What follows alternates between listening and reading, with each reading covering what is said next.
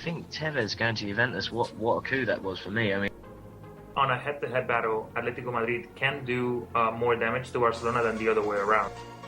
Either he's really blind or he's fixing the match. I can't see it any other way. I'm trying to get Sir Bob on my side here by saying City will win the Premier League. it is an upset. You would expect Man United to go and win there. Over $1 billion was paid in transfer fees between the clubs in Europe. It's football. It's damn football. Like Ferguson said, football. Bloody marvellous. Yeah, well, the celebration was, I can't believe I just scored against Mexico. At one point, Parma, I think it's only like 224 players under contract. Hey, they're going to throw me out of here, fellas. You're going to get me arrested on your show. If you're a serious talent, you're going back and you're playing for Santos. You know, you're going back to play for, like in Argentina, for River Plate or Boca Juniors, or you're going to Europe. He looked like the Ryan Giggs of old. He was more creative than any player on the pitch. He made Mata look stupid. He made Rooney look silly. Now, the Premier League is the most exciting league out there. I think it's probably the best marketed league without a question. When you look at the draw for the Champions League, you kind of say, well, all the pieces kind of fell into place for everybody except City. I am your host, Joe Usello. Sir Bob, Mike Orr.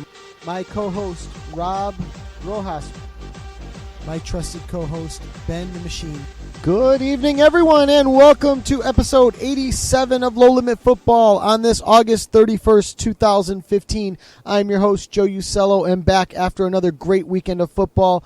The transfer window has slammed shut on most places in Europe except for England, where they'd like to leave it open another day. We had some great matches over the weekend, and we are now into an international break where we'll see European qualifiers and a bunch of friendlies coming up. But we are also on the eve of our 2-year anniversary, which we will go over the building guest list for our show next week. Coming up. Now, tonight we have a little bit of a different plan. Normally, our shows take anywhere from 2.5 to 3 hours, but we are kind of settling that down a little bit and trying to get into a 90-minute show with maybe a little bit of stoppage time here and there. So hopefully we'll be able to keep within that number. First off, let me head over to my co-host, Rob Rojas. Rob, how are you tonight, man? Doing well, in just a few more hours, and I'll be officially a college student. There you go. Well, yeah, because you're kind of in limbo right now, right? You're not really a high school student, but you're not really a college student. Nope, and in a few hours I will be. There you go. Well, I'm going to say, from experience, it sucks to be you. But congratulations, man. It's certainly a learning experience. And to the Great White North, somebody who's already been through college a few times, Mike Orr. Mike, how are you? He's 17. How does it suck to be him? Well, because life is such a mystery at the moment. He's going to learn the hard way, Mike. I wish we could do a Freaky Friday with him. Oh man, I'd switch. Yeah, just for a weekend, right? Oh well, yeah. Well, as long as Rob wants to, as long as he would want to do it. But anyways, congratulations, Rob. You're gonna have a great time, I'm sure. Thank you, Mike. I was gonna say if Rob ended up in our shows for a weekend, he'd be as bald as me. So. I don't think he'd appreciate it too much at the end. So, coming up tonight, guys, we have a great guest and a league that we haven't dabbled into ever. Ata Dizdar is coming on to join us. He is from the Turkish Football Weekly podcast and going to talk to us about everything Turkish football. And it's a great time. I mean, we've had the Champions League group set. We've got a couple of Turkish teams in there. We just talked about the transfer window 2 seconds ago, and we've got some Turkish teams trying to make moves and making moves that we'll ask him about. And then the qualifiers for Euro 2016. Those guys, the Turkish national team is in a little bit of trouble, and they're going to have to do some work to really get themselves in a position to move through to the finals next year. So going to be great to talk to him for a few minutes about that. So is that true, Joe? We've never had anyone on to talk Turkish football. Not that I can recall. I mean, now I have to run 87 shows through my brain, but I don't think so. No. I think the closest we've ever gotten is talking about Arda Turan at Atletico Madrid. and maybe a little Galatasaray when it comes up to it comes to the Champions League. But that's about it. And it's fun. Just a quick funny story. I was on a cruise a few years ago, and at the cruise they have like the spas and the salons and that sort of thing. And one of the things I like to do is I actually like to go and get like a professional shave. Like that barbershop shave. Mike, I don't know if you've ever done that, where you go and you lay in the chair and they give you the hot towel. And I never have done that, but I know exactly the what straight you're talking razor, all that stuff. I love that because I also have them do my head. A little Sweeney Todd. Exactly. And so I went to the spa on the cruise ship, and the guy that was doing my shave was from Turkey. So all of a sudden, I'm sitting down and we're starting to talk about Galatasaray and Fenerbahce and all the other big Turkish teams, and just sat there for like 40 minutes just talking about football with him. So, but that's like the extent of the Turkish football I've ever talked about. So we're gonna get the chance to talk to him, to Ata tonight, and about time then, right? Yeah, it's going to be great. So, just looking through the chat room here real quick. I don't see Luca or Liam yet, but I don't know. Zach, I'm sure they'll be in. Zach Drepkin's in again. So, Zach, how's it going tonight?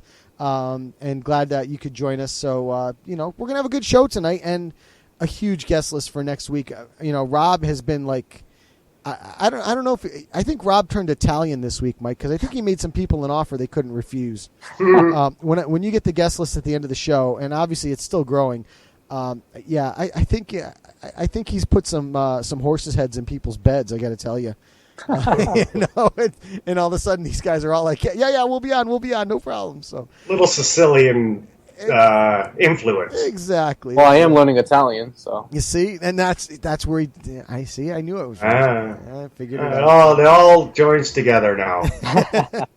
So, without further ado, one of our favorite times of the week is when Mike makes us look like idiots. The Sir Bob trivia question of the week. So, Mike, are you prepared to make us look dumb again? Well, I think actually Rob got them all last week. Yeah, I think you did. Okay, are you prepared to make me look dumb? And I would expect that you guys are at least going to get some of these. There's 6 answers, but I'm expecting you're going to get some of them. So There are 6 players who have been named into 3 different European champion squads for England. So they have played for 3 times in the European Championships for England. Name them. Okay. You got that, Rob? Repeat the question one more time. There are 6 players. Okay. Who have been named into 3 different European champion squads. So they have played in the Euro Cup 3 times for England. Okay. Name them. Okay. I got it. There's 6. Mm-hmm. I got it. All right. I've got 4, I think, right now. Very good. I've got 4 at the moment. You would have to be some of the older players that are currently playing. Yeah. Just let me have a quick look at that, and I guess I'll give you a bit of a hint. I would say all of these guys are in what I call the modern era, except one. Oh, jeez. Except one. Hold on. Okay. All well-known players, and that's why I was expecting you guys to do really well on this one. You know how hard it is to stay away. But you don't have to go back to like the 1920s. Trust me, it's not that far back. You know how hard it is to stay away from Google when you do this. Oh, don't do it. I know. I don't. I mean, it's obvious I don't, because if I'm Googling the answers and I'm getting them wrong every week, then I'm an idiot. So clearly I don't Google them, but I think I've got 4 names. I think most of which are layups. I know there's an old time player that I'm missing, and but that's my one hint though. Don't go too old time. Right. Okay. Don't go too old time. All right. I got. Don't 5. go back to Sir Bobby Robson. There's my hint. Don't go back to those days. No, I've got 5. I've got 5 names. Okay, good. I got some too. So all right, good. So between you, hopefully we'll get it. Yeah, I think we'll get there. So, all right. So our opening thoughts, gentlemen. We got a few minutes to discuss this, and it's a continuation of our series of First Manager Sacked, and tonight is the Bundesliga edition, or as Mike would like to say, the Squareheads Liga edition. Yeah. So with that in mind, because Rob, you are the Bundesliga correspondent, I guess, for the show, I'm going to turn it over to you, and I'm going to have you give your thoughts first on this one.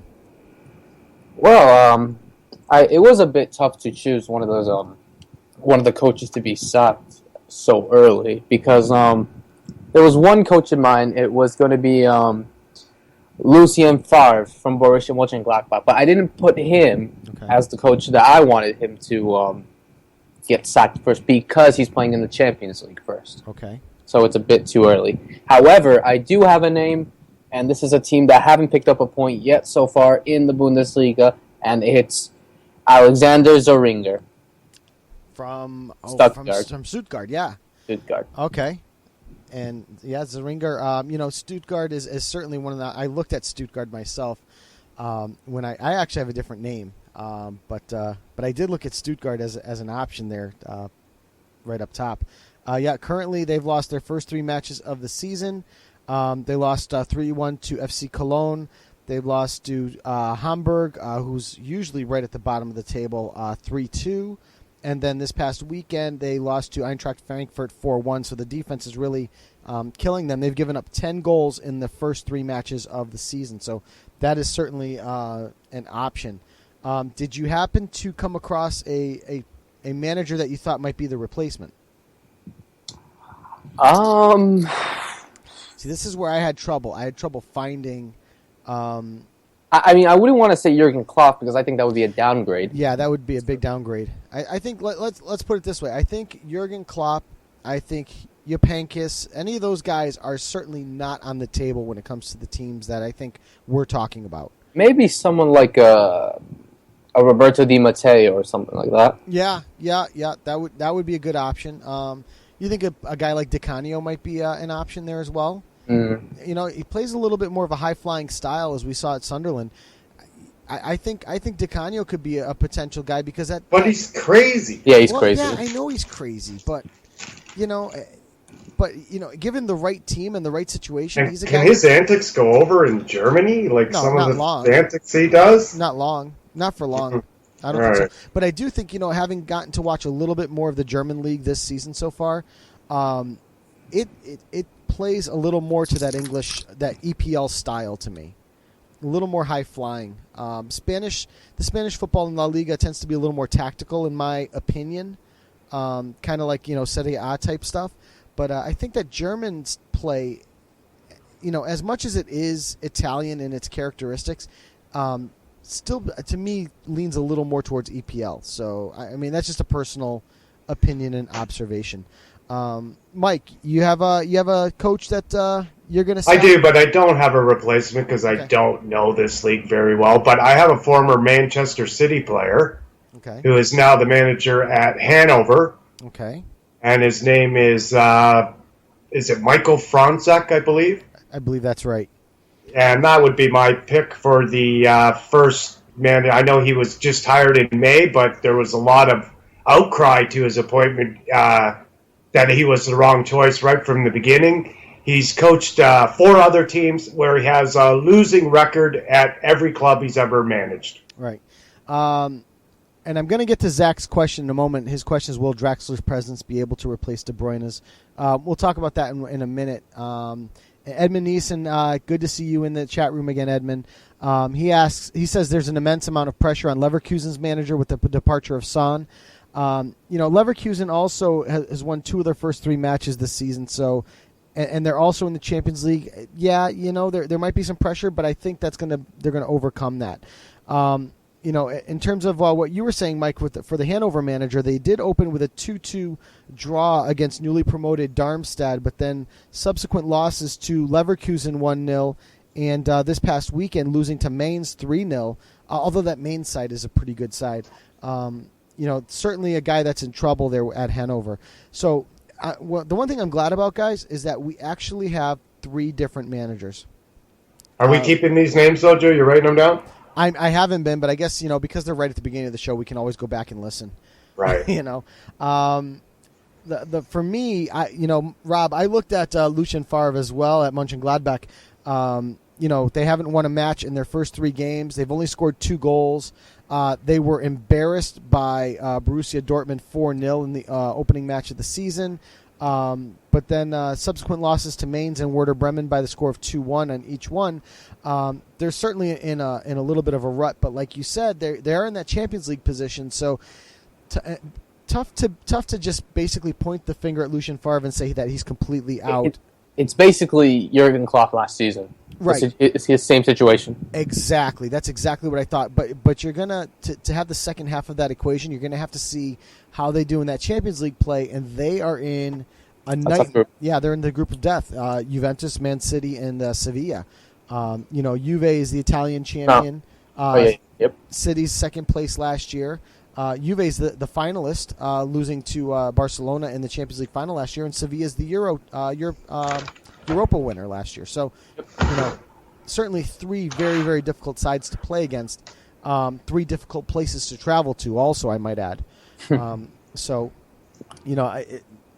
know that Gladbach is going to be able to get off to the Champions League run like Dortmund did last year, but they kind of mirror in their situations right now. I would agree with you there. But I didn't choose Lucien Favre.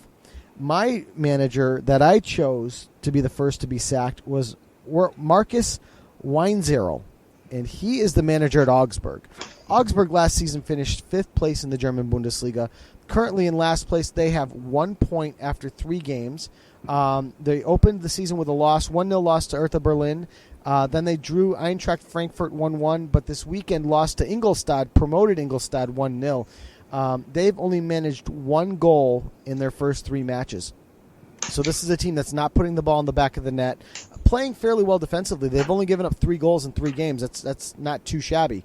But I think that he is the one to watch. Now, Augsburg has a little bit of an easier path. They're in the Europa League right now, and they're paired in a group with Athletic Bilbao, AZ, and Partizan Belgrade.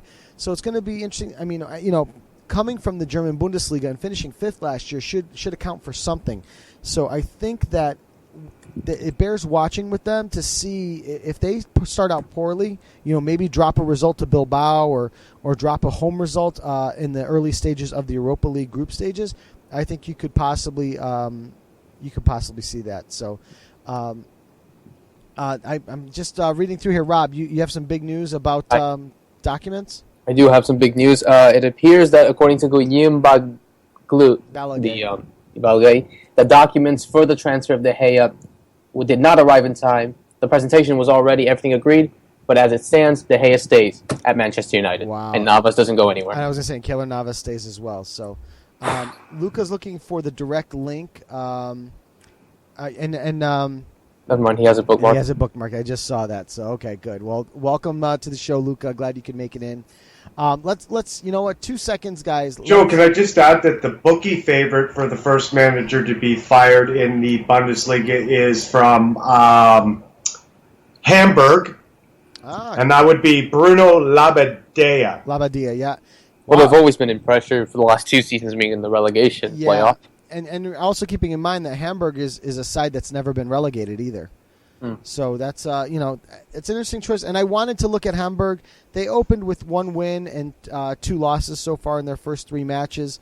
They lost to Bayern Munich, which everybody has lost to Bayern Munich, 5-0. But then they turned it around the next week and beat Stuttgart 3-2 before losing this past weekend to FC Cologne 2-1. So, Hamburg is always living on that edge, but managing to survive and maintain their position in the German Bundesliga in the top flight. So, yeah. I guess we could mention that this weekend, Montreal, the first MLS coach, was let go. That's right. Go ahead if you want to talk to us about that real quick. Frank Lopez, but I'd like to ask you guys, who do you think could be the next MLS coach to go? Ooh. Seeing as now the first shoe has dropped, it could be easier for teams to just start doing it now. Maybe Mastroeni? All right. And Joe? I would argue against firing of Pablo Mastroianni just because he is so ingrained into the Colorado Rapids that I don't think it'll happen. I think, just looking at the standings quickly, Owen Coyle down at Houston. And I say Jason Kreis. Jason Kreis at New York City FC. NYCFC. I think Kreis is... Did you hear what he came out and even Frank Lampard spoke out against him this weekend? Oh, I didn't hear that. Villa. Wow. So we'll see how long he's going to be there. Edmund is saying the Union's manager, which I can't think of. Isn't it Jim Curtin? Yeah. I believe is the Union. Yep. So could be, Curtin's another guy. The Union right now, dead last, tied with the Chicago Fire. But, the thing is that they're only 2 points out of a playoff spot. So, I think if you're going to see somebody leave, I think it's going to be out of the West, just because the ability to make the playoffs from there is going to be a little tougher. I'm really surprised that Montreal fired their manager at this point. They have so much season ahead of them. 4 games at hand on Orlando City. They're only 1 point back. The word is, though, that Frank Klopp has lost that dressing room a few weeks ago. Maybe. Let's see. Zach is also putting another question in the chat. Why are all of a sudden all the Chilean internationals being signed into the Bundesliga? Vargas, Aranguiz, Vidal, Albornoz, Yara, Diaz, and Rodriguez. That's an interesting question. I know Germany's trying. Maybe money. Yeah, maybe. Maybe the money. Maybe they're making that push, wanting to see where they're at. Because a lot of the Italian clubs made their moves early. England, the EPL, they make their moves all the way through, front to back. So it's tough to put them in there. Even Spain, kind of front to back, but Italy made their moves early. You saw the big guys, and we were talking about it. I was talking about it with Luca on Twitter just a couple minutes ago. Who had a better transfer window than Inter? I don't think anybody did. I honestly don't think anybody did. Would have been Real Madrid. Would have been, if they would have picked up, De Gea. I think Man City had a perfectly fine. They had a great. Yeah, I think they had the best one in England. In England, yeah, but I think overall, I think it was Inter. Mm-hmm. It's hard to argue with Inter, and I'm going to go back. I favorited that tweet, so I'm going to go back and look and just read to you what Luca tweeted. Where is it here? I'm just looking for it quickly. Here we go. Let's see. Here's the list that Luca had put up on Twitter just an hour ago. Kondogbia, Jovetic, Perisic, Montoya, Miranda, Murillo, Melo, Lalic, and Telles all going into Inter. I mean, the only worry about making such a large change team-wise is chemistry. Yeah, it takes a long time to integrate that many players. Well, that's why they're not playing in Europe. Yeah, and that's true. I think that's a help, Rob. Yeah, exactly. Yeah. I think that's a big help because they're not being pressured on multiple levels at that point. So, I think them staying out of Europe and rebuilding this side, they get to focus on team chemistry with a guy like Mancini, who I think is a good manager too. They get to focus on the team chemistry and build that to the point where, coming into next year, I really think Inter's going to end up in a European position. I really think they're going to end up in Champions League, to be honest with you.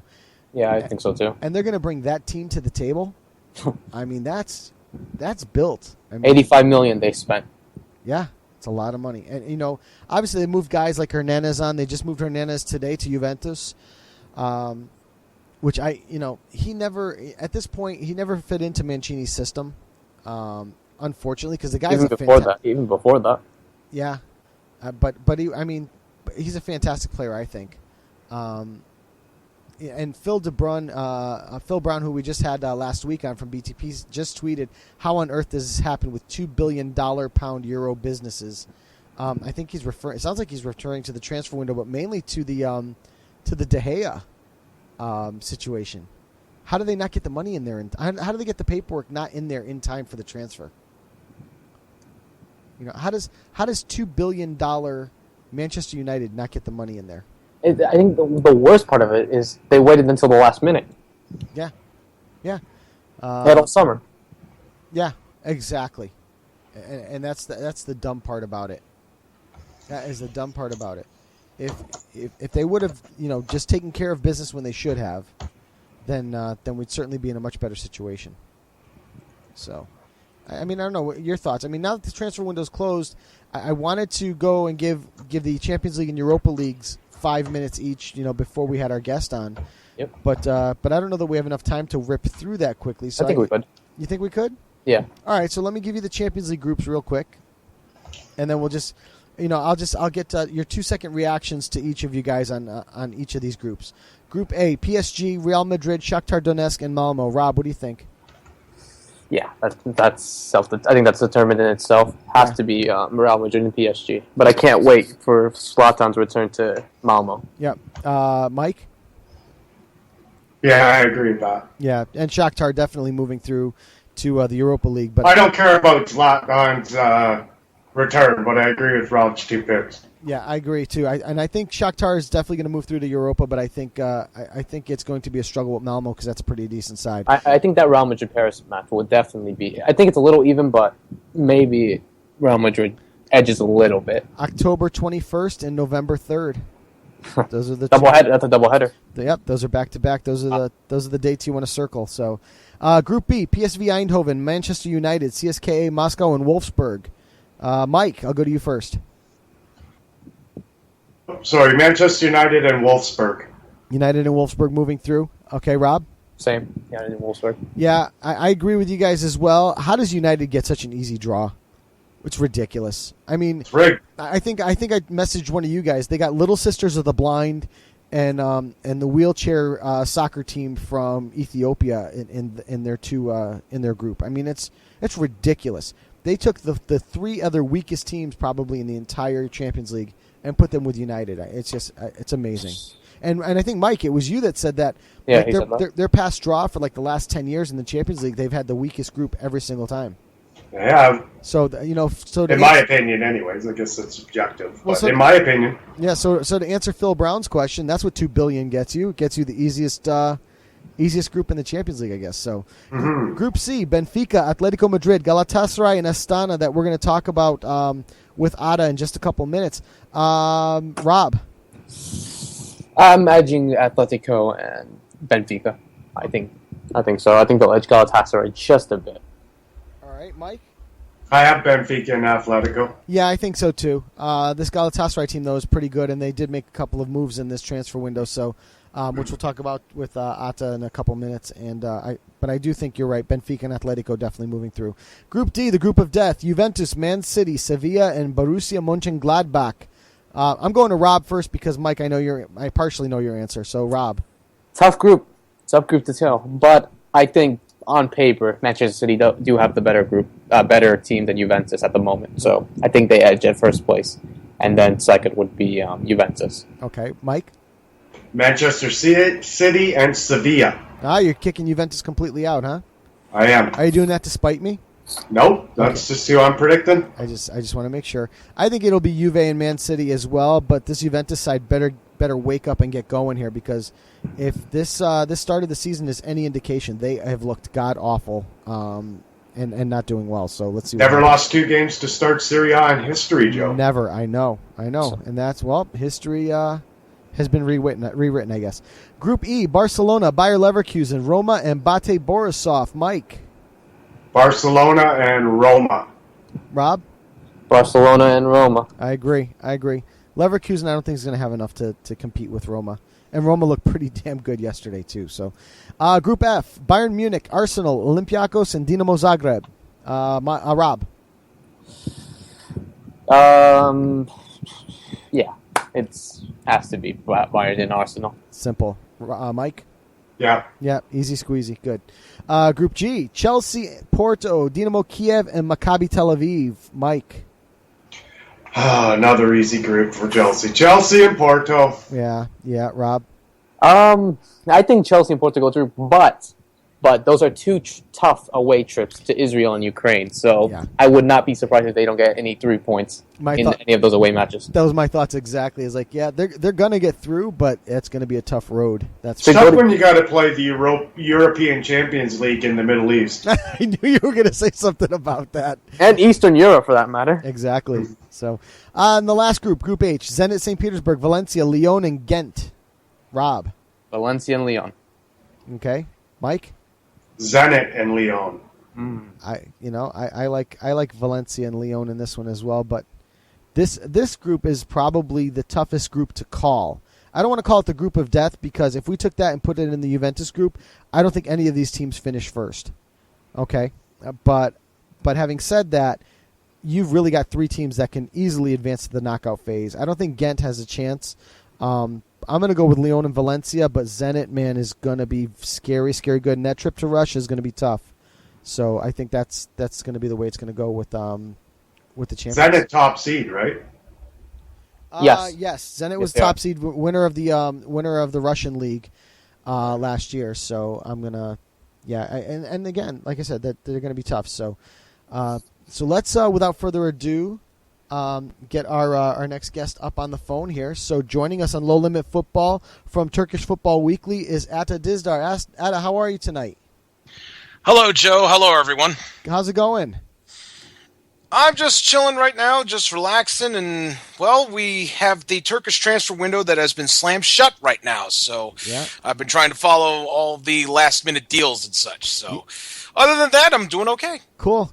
And I want to open, I know we're talking club football here with the transfer window, but I want to open up with you with Turkish football in general, Turkish proper, and that is with their upcoming qualifiers this week, because now we're in the international break, now that we've shut that stupid transfer window, and we're moving on to international play. So we have Turkey playing Latvia on the 3rd, and then they have to go and play the Netherlands on the 6th. Currently sitting in 4th place in Group A, and they're 7 points behind Iceland for that top spot. What are their chances, or in your opinion, what are their chances of actually making it through this group and finally moving through to qualify? Well, I think the best thing for Turkey right now is to try and finish in 3rd and get into one of those playoff spots. And I looked at the Turkish national team roster at the moment, and Cenk Tosun of Beşiktaş has scored 4 goals so far this season.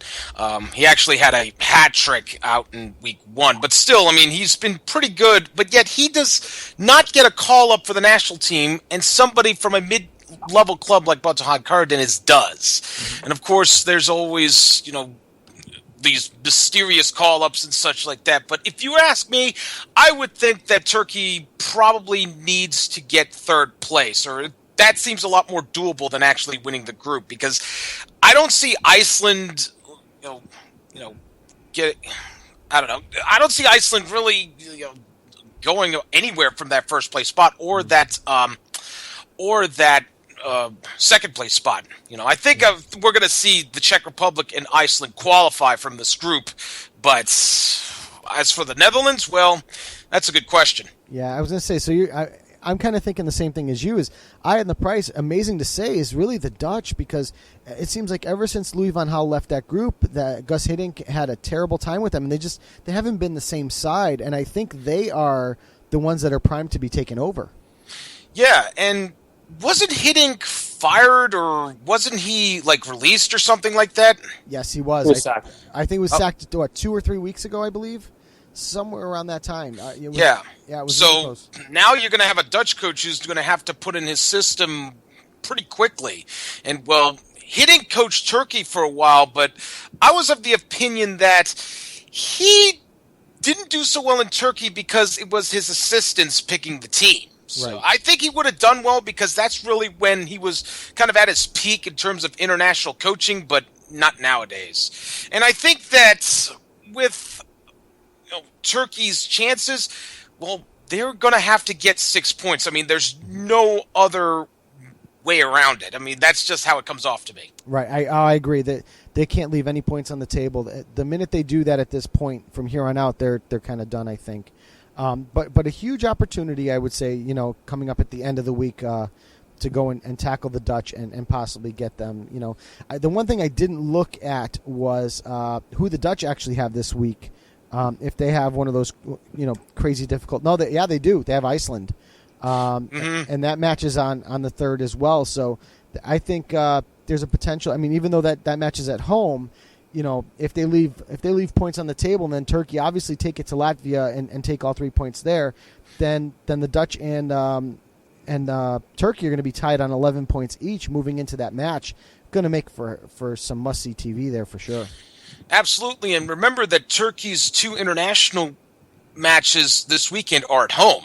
Right. So that's going to be crucial to Turkey's chances. And I believe they're not going to be playing this in Istanbul. I think maybe the Netherlands match will be played in Istanbul. I'm not quite sure about that. But I do know the Latvia match is not going to be played in Istanbul. It's actually going to be played in Konya, which is in the center of the country.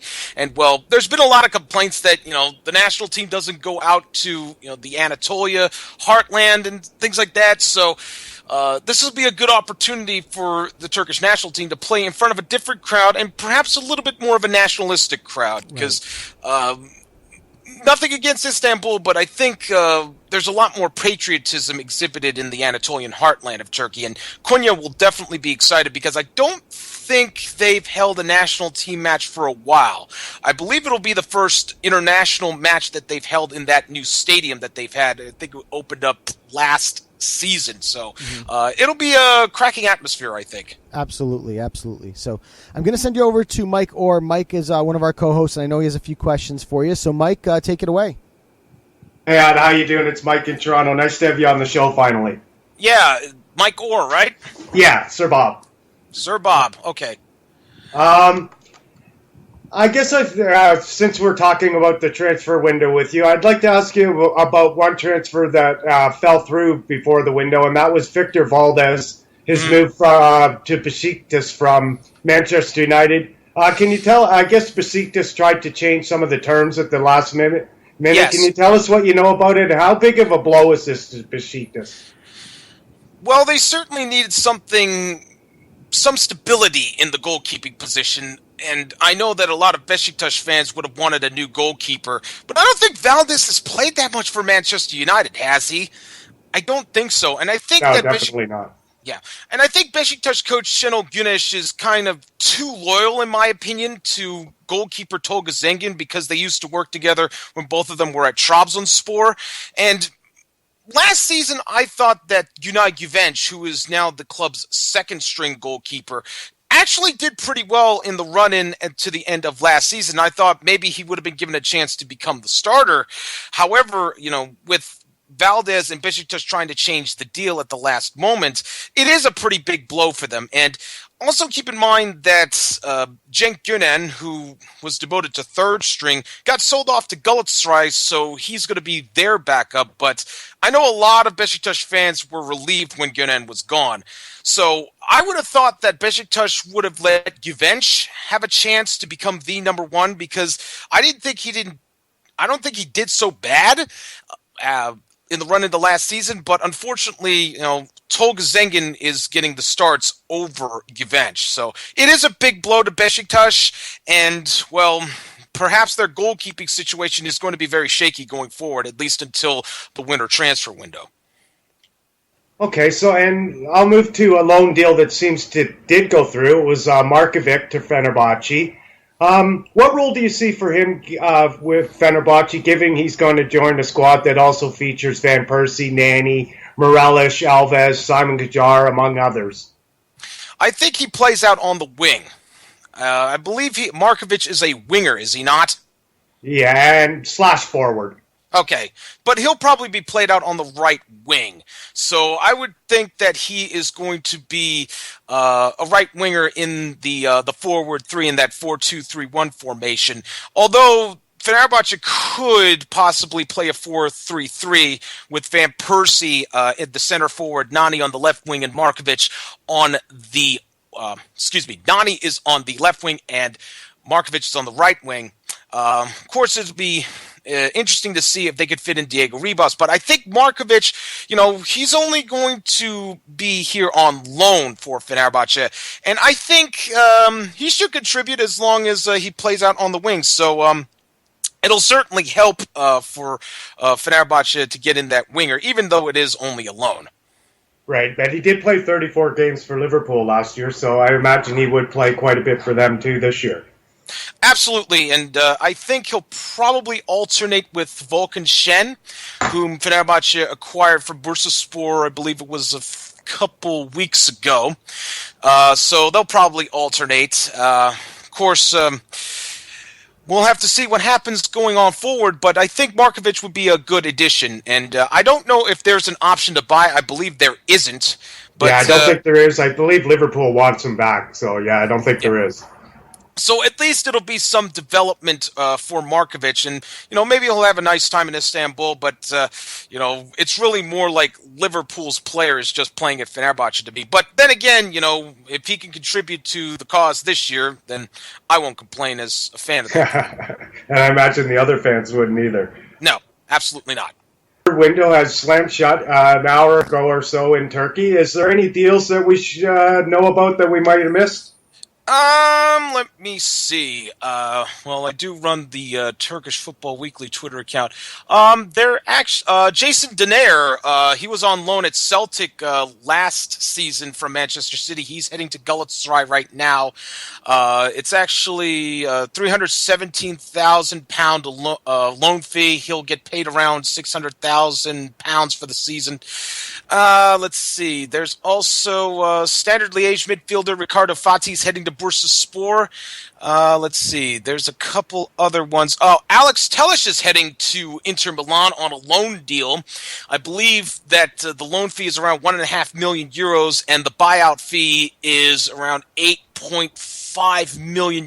And Felipe Melo is also heading out of Galatasaray. He's heading to Inter as well.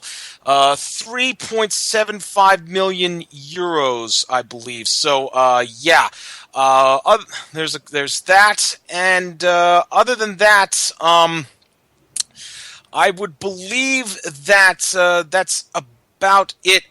Because then we're getting into a lot of players that people would not know about. I know Ömer Şişmanoğlu of Beşiktaş has been loaned out. So now it's okay. So De Gea's deal is done. So somebody just sent me that over Skype. So, but anyway, regardless of that, Jeremy Perbey is gone from Istanbul Başakşehir. He's on loan to Charleroi in Belgium. Yakubu Ayegbeni, the Yak. Anybody? Yeah, I've seen your tweet about that today. Yeah.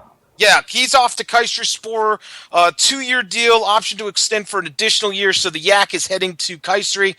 And other than that, I mean, that's going to be pretty much it for transfer deadline day deals, as far as I know. So, yes, Galatasaray have also... Go ahead.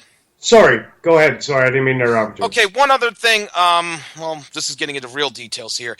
Lucas Ontivero, the forward of Galatasaray, he's been loaned out to Olimpia Ljubljana in Slovenia. Option to buy €600,000, but Galatasaray will be paying his salary while he's there. So that's about it in terms of the transfer deadline deals. And I do remember the Yak, the Yakubu's nickname, and kind of surprised that he did end up in Turkey. But I tweeted out that the Yak is heading to Turkey. So there you go. See that. I guess the one that stands out for me being a Manchester City fan was that Denier one. Was that strictly a loan deal? That is strictly a loan deal, I believe. Yes. I'm not sure if I don't know. Denayer probably is going to be asked back when the thing's done. So Denayer will be on loan, but I believe Manchester United will probably have him back at Manchester City. Oh, Manchester City. I'm sorry. Manchester City. So, I mean, I've heard from a close Twitter friend of mine. I'll give him a shout out at Scott Scene, who's seen Denayer in action while he was at Celtic. They said he was a pretty good defender. So Galatasaray do need some shoring up in defense, and he should help. And Champions League football is definitely an attraction that Galatasaray can give. That some other teams can't. So Denayer going to Galatasaray is a good move for him, in my opinion, and at least it kind of shores up Galatasaray's defense, at least for the season. So you anticipate him playing there? Like on a regular basis? On a regular basis, I would think that he will. I know Aurelian Shedju went down with an injury, so in case like either him or Semi Kaya get injured, it's going to be very likely that Denayer will be playing for Galatasaray in case any of those get injured, or head coach Hamza Hamzoğlu could use a rotation. So in that back four, and we'll see what happens from here on forward, but I do envision Denayer getting a good chunk of playing time at least. Well, that's good news, definitely. Before I put you over to Rob, I want to ask you one question. I know you're a big wrestling fan like myself. Uh-huh. So in a dream world, what WWE superstar would you like to see running up and down a pitch every Saturday? Well, that's a good question. May I offer one? Go ahead. George the Animal Steel. Come on. He would eat all the. He would eat the grass. It's so awesome. Probably Randy Orton because he could give RKOs to everybody. Awesome. I was thinking Sheamus. Oh, that too. I I was mean, thinking Bo Dallas. Yeah, Bo Dallas could inspire everybody to believe. So yeah, I'll go with that. But probably either Sheamus or Randy Orton.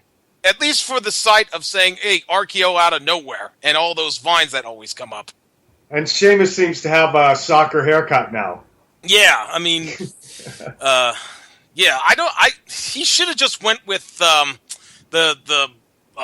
Mario Balotelli look, or maybe the Arturo Vidal look. That would have been nice. It looks like he went for the Lou Albano. Yeah. But Lou Albano's like beard and such, it's like it makes him look better.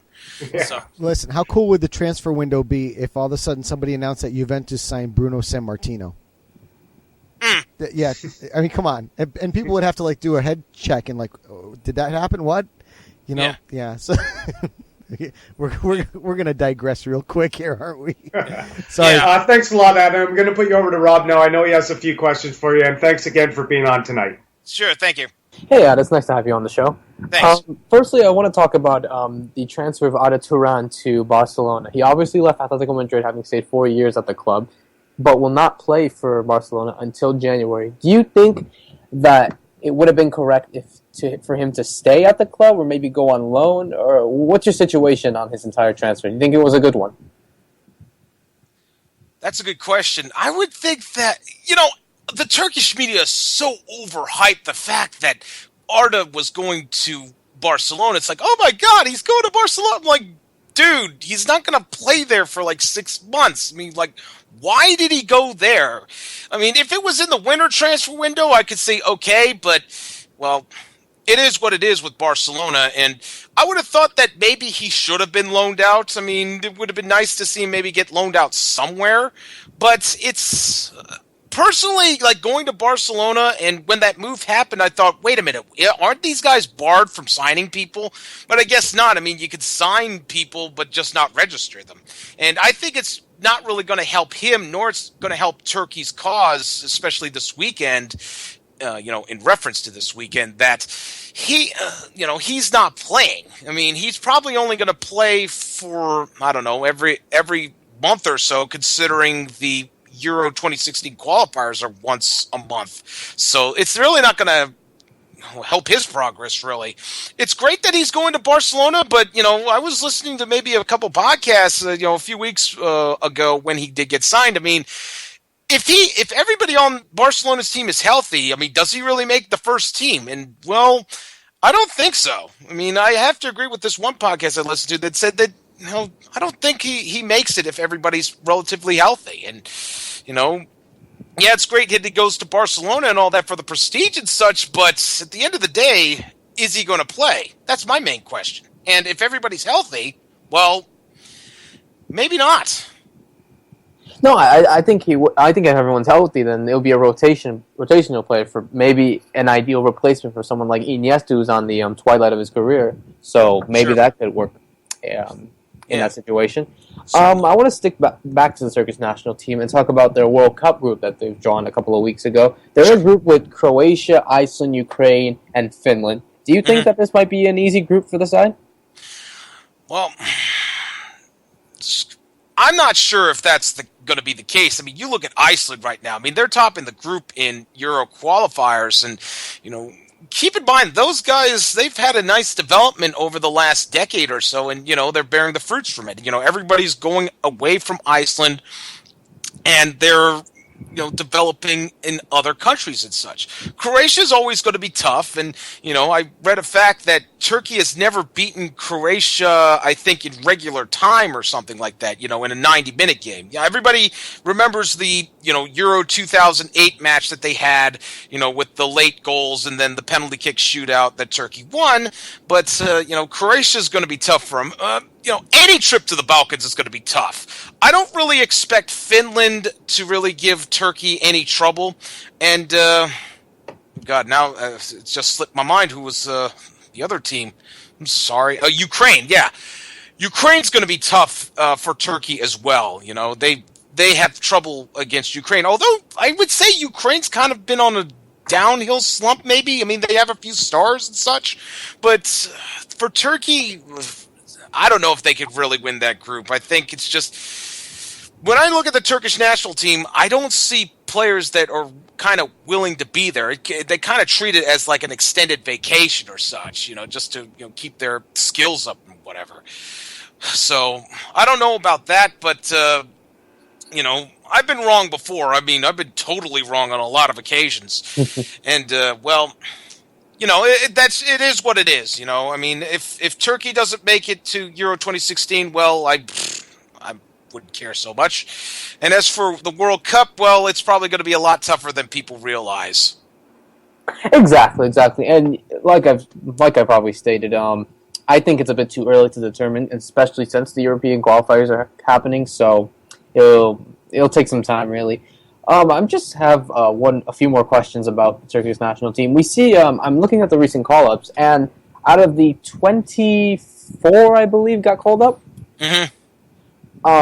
Only 3 play out of the Turkish league. Do you think we see a rising tide in the Turkish league, where there's more players that are wanting to stay in this country than going abroad? Well, a 15% tax rate on footballers in Turkey certainly helps, and the money is pretty good over there. But you remember when Jurgen Klinsmann would say to the U.S. men's national team that they should get out of MLS and go abroad? Yep. I would say the same thing should apply to Turkey. You see that Arda Turan has tried his luck abroad. I know Salih Uçan has tried his luck abroad. The former Fenerbahce player, he's on loan to Roma. And, of course, Enes Unal has been signed by Manchester City, but I believe he's been loaned out to Genk in Belgium. So at least you see that there are some players who are willing to take a chance, and at least, with Uçan and Unal, they're young enough to go out into Europe and just give it a try. I mean, Unal, I believe, is only 18. He was born in 1997. So Yep. I would just think that it's probably better that for a Turkish player to try his luck abroad. It's not going to be that complicated to go abroad. I mean, even in England, I would assume that some of these recent call-ups would be able to play with the the work permits and things like that. I know that Burak Yilmaz attracted interest from West Ham United because their coach Slaven Bilic was there in Turkey coaching Beşiktaş, so he would know Yilmaz, but that deal either was rumored or just didn't go through or whatever. But I would say that it would be better off for the Turkish national team if we see more players go abroad. Just bring in all these different types of play. Just as different styles of the game and such, and it would benefit the national team greatly, in my opinion. Exactly, but there are a few countries in Europe that have the majority of their players playing in their specific countries' leagues, like for example, Germany, England, Italy, Spain. Yeah. So is Turkey on that level? No, it's not. Turkey is. It's probably below Holland. It's probably equivalent to Holland and Belgium at this point. But the only difference is that Turkey just has a lot of money to spend on players and such. Of course, there's always the problem that, some clubs do fall behind in paying players. I've seen way too many instances of this. So, the money is good. The tax rate is certainly good. And, well, if I told you that the tax rate for football is just 15%, and yet players do not think of Turkey as their first choice destination, I don't think, you probably believe me, because, you see, in France, I think it's like, 47% or something like that. In England, it's, 40-something percent. But yet in Turkey, it's only 15. So, obviously, the money is good. Go ahead. Yeah, that's amazing. No, I agree. Yeah, 50. I mean, wouldn't you rather play in Turkey with the taxation rate so low? So I'd be like, yeah, I'd go there and play. The problem is it's just not as prestigious, and that I think is still the issue there. I mean, Turkey would like to think it's a top 5 league in terms of money being spent, but in terms of the play, it's not anywhere near that. I would say probably around like a top 8, top 10 league in Europe, and well. Here in the States, everybody, when they think of Europe, they tend to look at England, Spain, Germany, France, all, the major power leagues. But yet they don't seem to look east. And, Turkey could be a good league in a few years, especially with the foreigner quota being loosened up so much. Yeah, of course, the influence would definitely play a role in that situation. And just my last question. I want to talk about a certain player who has made it to Turkey and who has an illustrious career all over Europe, Samuel Eto'o. He's currently the captain of the recently promoted side Ata Dizdar. Is there a reason why this side was able to get such a player like him? I would say sponsorships. They would have had to have gotten a lot of sponsors, because keep in mind, and I've been told this, and I did my prior research about Antalyaspor. Antalyaspor, the last time they were in the top flight before they returned this season, they pretty much were on a shoestring budget, and they had one of the lowest amount, probably the lowest total team wages in the league. And after they got relegated, now they've come back up. I think. Well, for one thing, they would need sponsors, but two, there's a new stadium opening up in Antalya. I don't know the official name of it, but it's called the New Antalya Stadium. Yep, that's correct. And it's going to be opened up, hopefully, maybe next month or so. I mean, they're targeting week 6 against Sivasspor as the opening of the new stadium, and that's going to be 33,000. People, so they need somebody to try and at least fill up that stadium.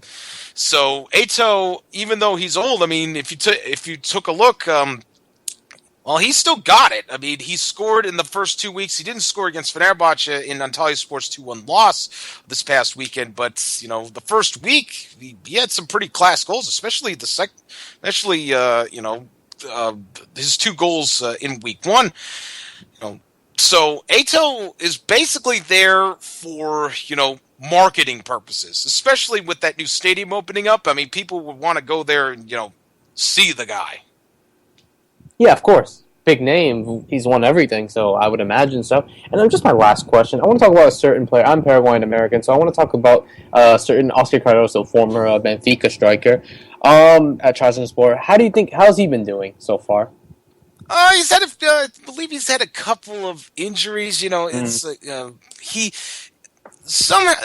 for some weird reason, last season he didn't really show up in the big games. He when it came to the bigger clubs, he really kind of didn't show up, in my opinion. And he's done okay so far, but it's still pretty early days in the season.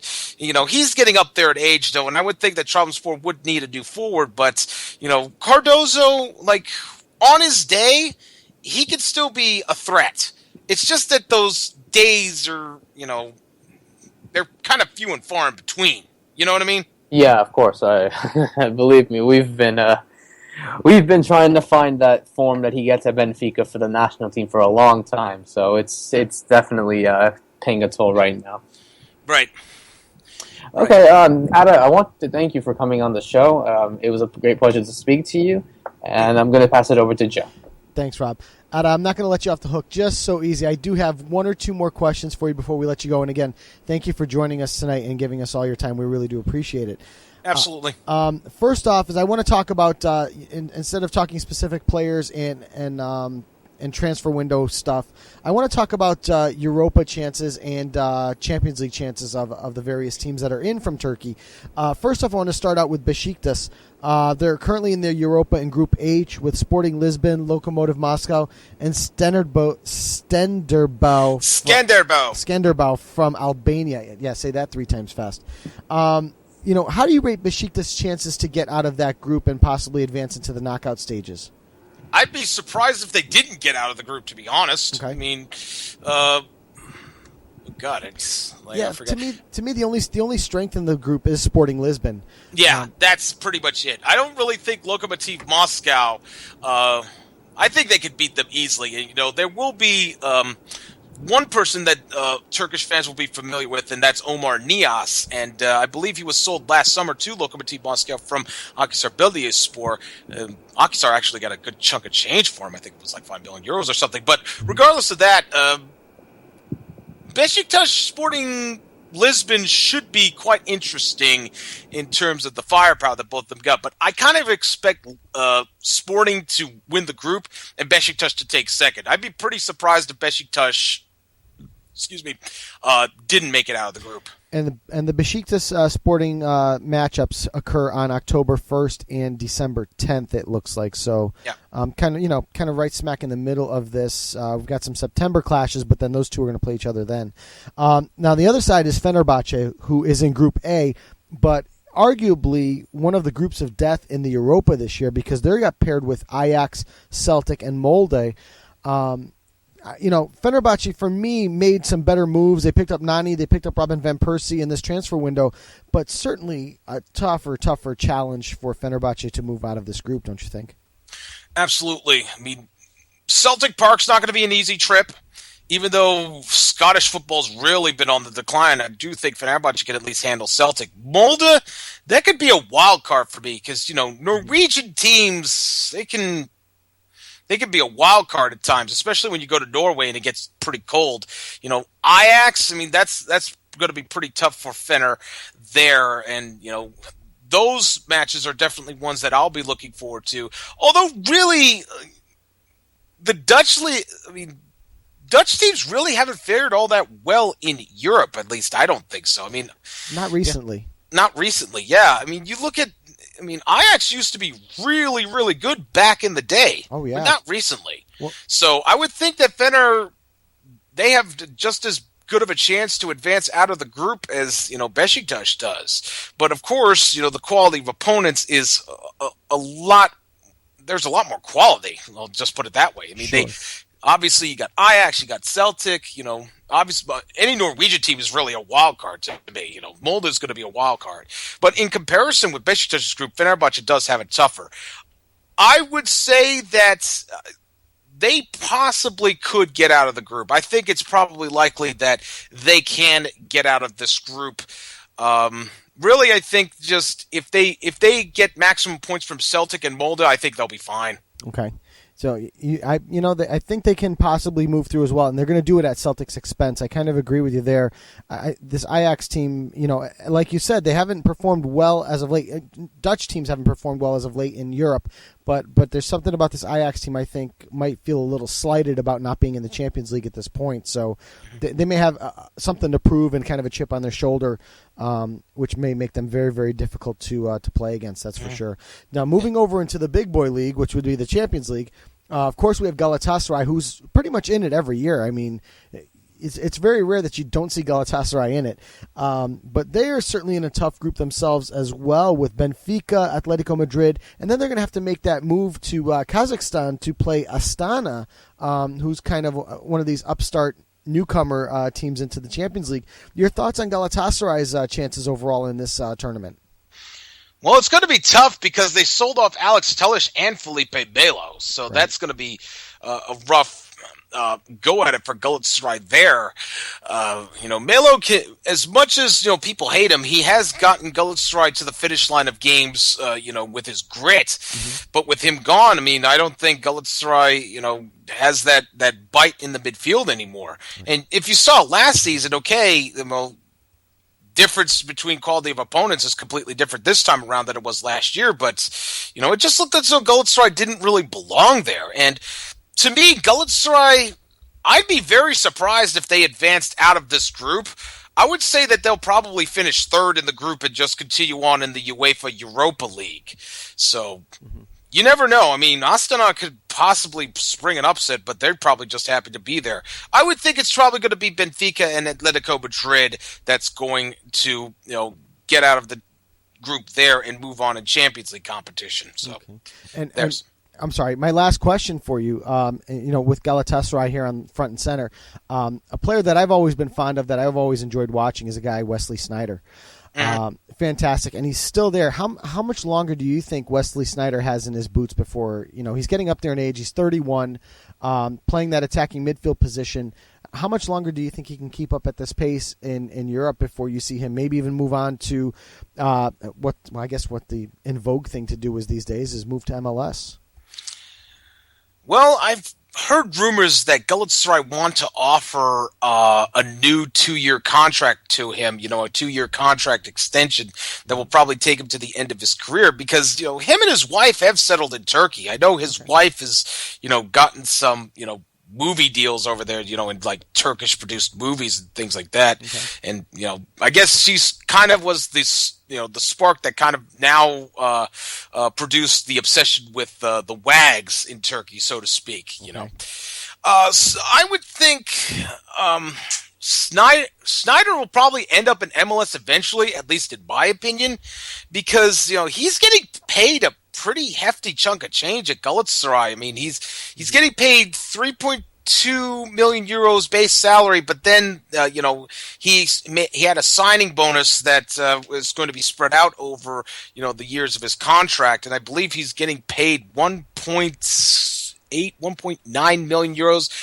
as part. So all in all, if you take into account all the bonuses, he's making close to 5 million euros, which is what Robin van Persie is making as his base salary. Right. So Wesley Sneijder, he's still got it. I mean, he scored 2 goals this past weekend against Konyaspor, so he does have it in league-wise. As for, whether he'll have a decline, maybe after this season or maybe after next season. But I would think that, the in vogue thing is to head to MLS, right. And I would expect Sneijder to end up in MLS eventually, but not anytime soon. No, and I was just looking at his Wikipedia page. He's been there since 2013, but in 74 appearances has scored 27 goals for the side. So that's not bad production out of your attacking midfielder, that's for sure.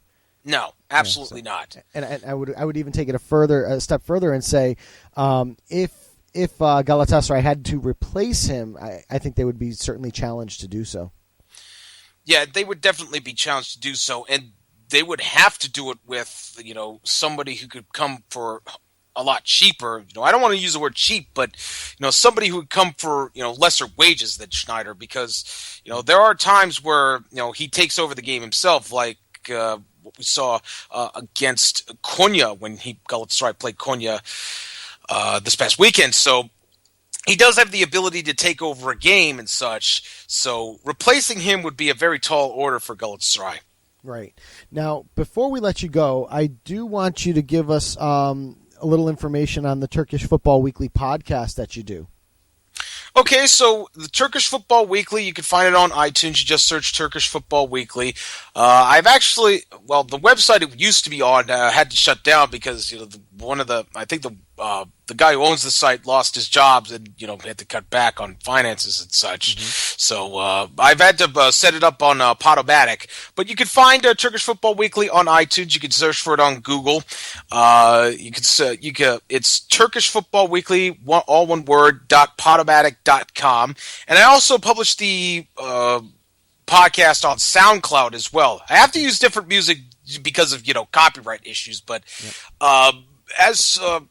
you can find it on iTunes, Turkish Football Weekly. I just want to send a shout-out to my friend Jeremy Chapman, who co-hosts with me. Also, a special shout-out to Khan Bayezid, who also fills in from time to time.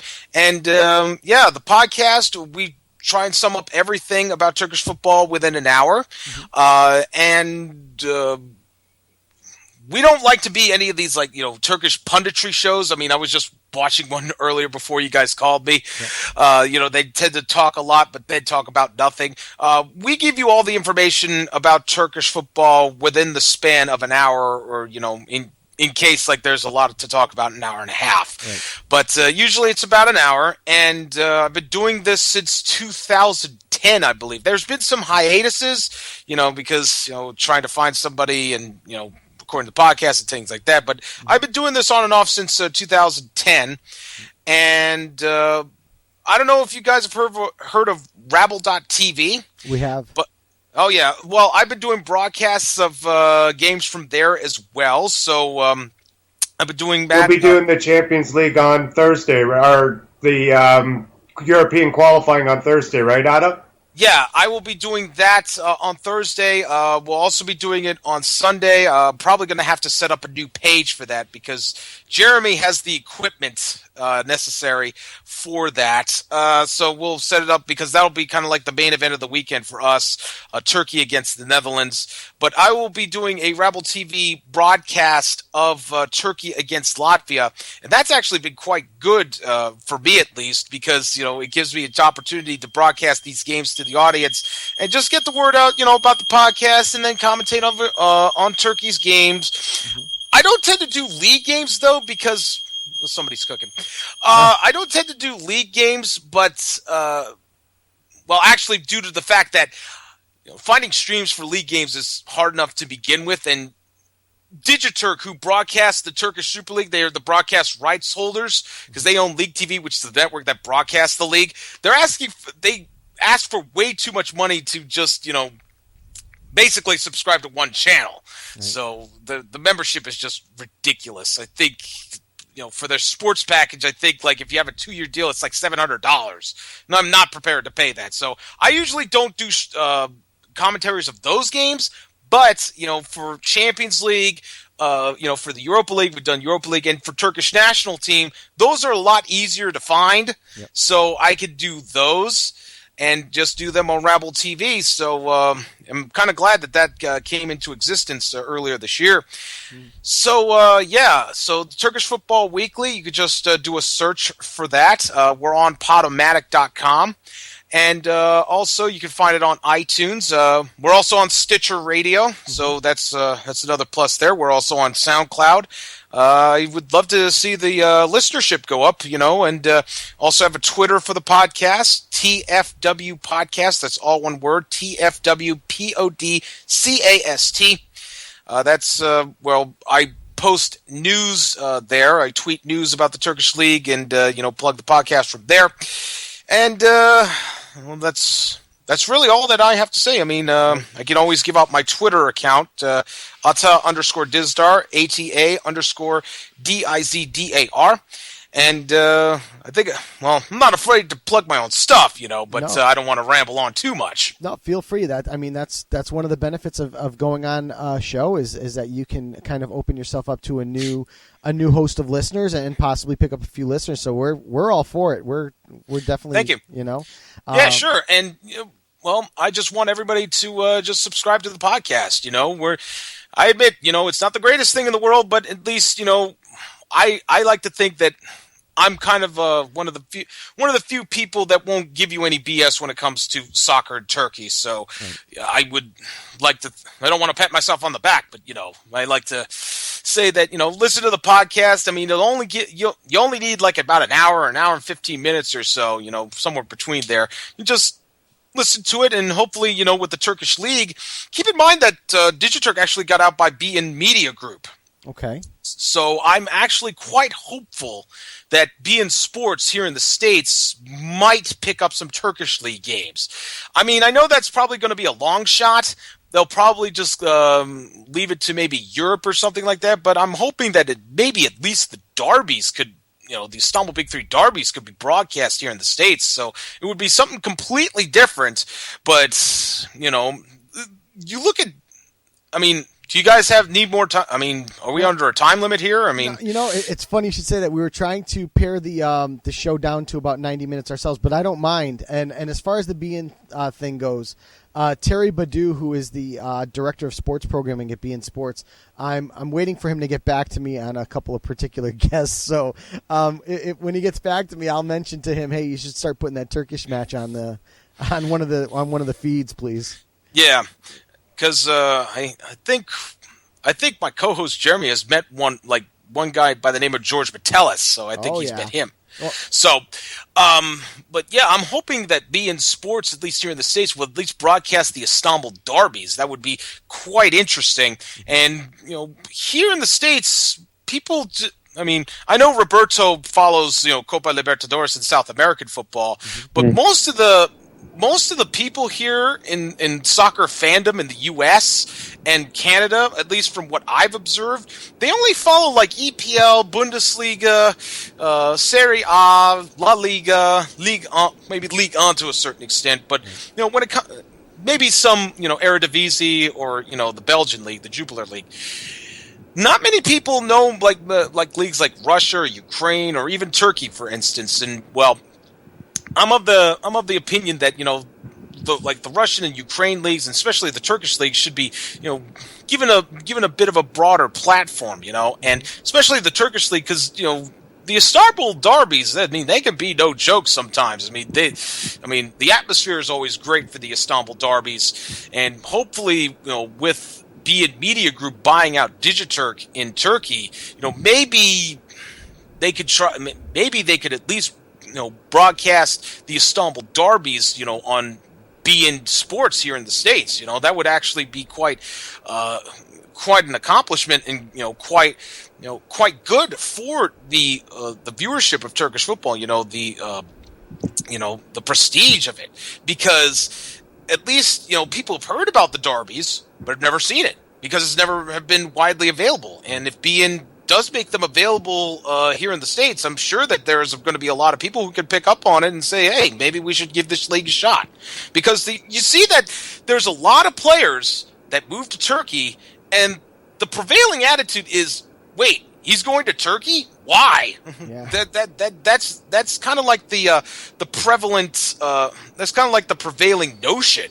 And it's kind of like with MLS. I mean, MLS is like a retirement league. I enjoy it because at least I have a local team to root for. Mm-hmm. But my main thing is my main following is Turkish football and soccer from Turkey, and I try and follow that a little bit closely because I report on it and things like that. But there's still a perception problem with Turkey. I mean, even with the whole tax rate and all that, there's still the perception of he's still playing? It's like he's playing in Turkey, or wait, he's still playing? Because they go from a league that's not that's pretty popular and has the distribution and such, to a league where the distribution is really only through one company, and well, it's just mostly Turkish people who access it. There are some foreigners that watch the league and such. However, there's not much distribution from it, because every time I seem to get a stream to watch a Turkish league game, it always gets zapped, in a few minutes. And that I admit that I can understand the whole deal with streaming and why rights holders would be not happy about it. But at the end of the day, it's for the clubs, it's just more eyeballs on them and more money in their pockets. Right. So. Exactly. So they should, opening it up, and also with the players that are going to move to the Turkish league. Even we've seen it this year. You're going to put a Turkish match on, and you're going to see 2 or 3 players and go, wait, I saw that guy playing in England, or I saw that guy playing in Italy, in one of those leagues that is much more readily available, which will bring more eyeballs to the league itself as well, and then they start to become a little more mainstream. Yeah, exactly. I mean, one of the running jokes is the Turkish league is the last stop to get money before you head to the Middle East or MLS even. I mean, Didier Drogba was at Galatasaray for a while before he ended up in MLS. I mean, he made a quick pit stop at Chelsea first before heading to Montreal. But at the end of you look at Moussa Sow, for instance, going from Lille to Fenerbahce. He played there for years, but then again, Fenerbahce got 16 million euros for him from I believe it was. Oh God, I'm gonna mess this up because I can't remember the UAE team off the top of my head, but I believe it's Al Ali of the UAE. Okay. I could be wrong on that, but he did head to the United Arab Emirates, and I believe it is Al Ali, because Emmanuel Imanike went for a €3.5 million loan fee to Al Ain, also in the UAE, but. It's just, the Middle East is where they make money, where, they'll pay, an over-the-hill player, one last payday. And that's one of the perception problems for Turkey, is that, you play there, you get a lot of money, but then after that, there's really no resale value. Mm-hmm. And you either end up in the Middle East or you end up in MLS nowadays. Right. It's only been recently that hasn't been the case. They've started selling off players in Turkey, at least with the Istanbul Big Three. I mean, Moussa Sow gets sold off for 60 million. I mean, Emmanuel Imanike gets loaned off. I mean, Beşiktaş had a pretty decent sell off. I mean, they sold off their youth product, Tinch Nukon, to Leipzig for a good chunk of change. They sold off Demaba to China for a really good chunk of change. I think it was like 13, 14 billion euros or something like that. So at least nowadays, with the loosening of the foreigner quota so much, now they can buy players, but now, some of these clubs have done very well in terms of selling players, at least with Beşiktaş and Fenerbahçe, especially Beşiktaş, but at least Beşiktaş, they acquired players on the cheap and they've made a profit this transfer window. And, well, it's not often that we see a Turkish club actually make a profit in the transfer window. So that's actually quite an accomplishment for Beşiktaş in this transfer window. Yep. So, Ata, thank you again for joining us tonight. We really enjoyed having you on and really looking at, football from the Turkish point of view. Great to have you, and best of luck with Turkish Football Weekly, and we'll have you back soon, definitely. Thanks a lot, Ata. Thanks, y'all. I mean, thank you very much. I got nothing else to say. If you want to call me, have me back. I mean, definitely. Absolutely. Yeah, and definitely stick with me on Twitter, Ata_Dizdar for anybody who wants to get in touch with me. Other than that, TFW podcast, you can just... I should do a lot of interaction with that.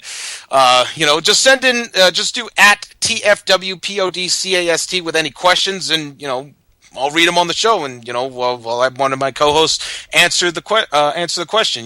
Just your opinions and things like that. So thank you guys again. Yep. Oh, and one last thing, Jim Hart says hello. Okay. You might know him as Victor Scamorza. Oh, Jim. Oh, yeah, hey, Jim. There you go. All right. Thanks, man. Have a good night. You have a good night too. Right. Thanks again, Ata. And that was Ata Dizdar from Turkish Football Weekly. Wow, fantastic guest, huh? And even obviously all our buddies in the chat there are tweeting at him, saying that he was fantastic. He was great. Mike, your thoughts on Ata's presence or appearance? I'm sorry. Yeah, no, I really enjoyed it. He's got a great voice, and he was really entertaining. No doubt about it. Rob?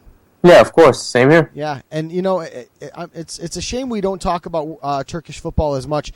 How much can you talk about? Because then you got to go Ukrainian, then you got to go Russian, and we could be here for 7-8 hours, and just with everything. But I think it's the right time to definitely talk about it, just because between the transfer window and the group stages of the Champions League, certainly worth chatting about. So, without further ado, gentlemen, we're gonna rip through our league coverage quickly. We're gonna hit the scores and highlights of each individual league.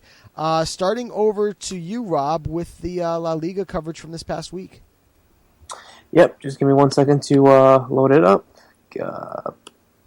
As we said, it's another entertaining La Liga season. Mm-hmm. The second weekend of the La Liga. And we started on Friday with Villarreal 3-1 over Espanyol, Real Sociedad 0-0 over Sporting Gijón, Barcelona 1-0 over Malaga, Celta Vigo 3-0 over Rayo Vallecano, Real Madrid 5-0 over Betis. On Sunday we have Eibar 2-0 over Athletic Bilbao. So Eibar beating the Spanish Super Cup champions. That's first place Eibar. First place Eibar, yes. Mm-hmm. In our match of the week we had Sevilla... Atletico Madrid. I predicted a 2-1 victory for Atletico. They won 3-0. Goals coming from Koke Gabi and Jackson Martinez. To end the weekend, to finish off the weekend, we had Valencia 1-1 over Deportivo de La Coruña, Las Palmas 0-0 over Levante, and Getafe losing 2-1 to Granada. As the table stands, Eibar still currently first, Celta Vigo in second, Atletico Madrid in third, Barcelona in fourth, all with 6 points. In fifth, Real Madrid, and in sixth, Villarreal. Top goal scorers, Gareth Bale with 2, James Rodriguez with 2, Nolito of Celta Vigo with 2, Adrian of Eibar with 2, Roberto Soldado with 2 from Villarreal, and Bakambu from Villarreal with 2. All right. So, on our match of the week, did you cover that quickly? Yes, in our match of the week, Sevilla Atletico Madrid. We had predicted a 2-1 2-1 victory for Atletico Madrid. the result was a 3-0 victory for Atletico Madrid. Yeah. I was going to say, as we move through my leagues, I had a horrible week in terms of predictions. So let's take it over to France quickly then and cover the scores from this past week in the French league. Starting on Friday, we had Guingamp 2-0 over Marseille, so Marseille back to their losing ways. Lyon 4-0 over Caen, Reims 4-1 over Lorient, Rennes 3-1 over Toulouse, Troyes and Montpellier played to a 0-0 draw, Angers and Nice played to a 1-1 draw, Lille 1-0 over Ajaccio. On Sunday, Saint-Etienne 2-1 over 9-man Bastia, Bordeaux 2-0 over Nantes, and in our game of the week, which I had predicted a 1-1 draw between Monaco and PSG, we had a 3-0 PSG victory in this one. Just some quick statistics from that match over the weekend. We had goals in this one from, and just scroll off my screen, 2 goals from Edison Cavani and a goal from Ezekiel Lavezzi in this one to seal it. Possession 64% PSG. Shots on this one were 19-3 in favor of PSG. This was men against boys, gentlemen. Total domination, and I think I had tweeted to somebody yesterday, is there even anybody that can challenge, actually I think it might have been Zach, is there anybody that can even challenge PSG at this point? I don't think there is. I think it's a done deal. Now it's going to be interesting to see what they can do against Lyon, who's the other quality side in France. But right now, PSG is sailing straight through to the title. So to give you the rundown on the tables, after 4 matches, we have PSG, perfect. 4 matches, 4 wins, 12 points. Reims on 9 points with Rennes. Angers, promoted Angers, on 8 points, currently in 4th. Lyon, Bastia, Saint-Etienne, and Nantes on 7 points each. Caen on 6, and then 10th through 13th is Bordeaux, Nice, Lille, and Monaco on 5 points each. Propping up the bottom of the table, Ajaccio on 1 point, tied with Montpellier. Lorient on 2 points. Troyes, Guingamp, and Marseille on 3 points each. And Toulouse on 4 points in 14th place. Top goal scorers currently is Nabil Fekir from Lyon with 4 goals. Then a host of players tied at 2, including Perrin, Boivo, Batshuayi, Matuidi, Cavani, Aite, and Sio. So, again, no matches this week, and we got the match of the week wrong. So, Mike, if you are ready with the English Premier League, let's hear what happened there. We'll leave it to Manchester United to screw up the simulator. Yep. Swansea stunned Manchester United for the 3rd consecutive time with another comeback win at Liberty Stadium. Juan Mata opened the scoring after halftime to put United ahead, but Andre Ayew and Gomes answered in quick succession to give Swansea a 2-1 victory, which moved them above Manchester City and into the top 4 of the Premier League. Quick stats in that one.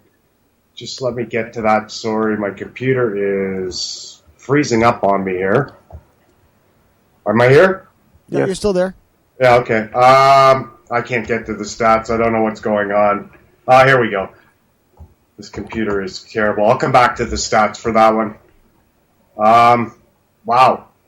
Everything's frozen here, guys. Oh, so let me see if I can rescue you here. You're on the Premier League scores. I will get on it quickly. Okay, thanks, Joe. I do know that we had a let's see, like you said, the Gomes goals for Swansea to take them ahead of Manchester United and defeat them 2-1. So I'm not sure where we left off, but I'm going to run down through them quickly. Arsenal, yeah, that was the first game I do. I always start with the match of the week. Yeah. Okay, and that was from Sunday. Swansea 2, Man United 1.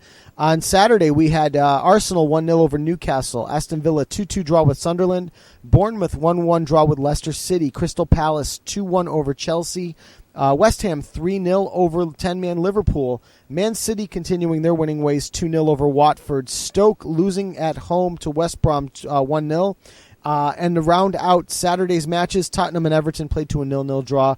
The other match on Sunday was Southampton 3, Norwich 0. So, I can do the table, Joe. I have it up here now. So it's Manchester City in first on 12 points.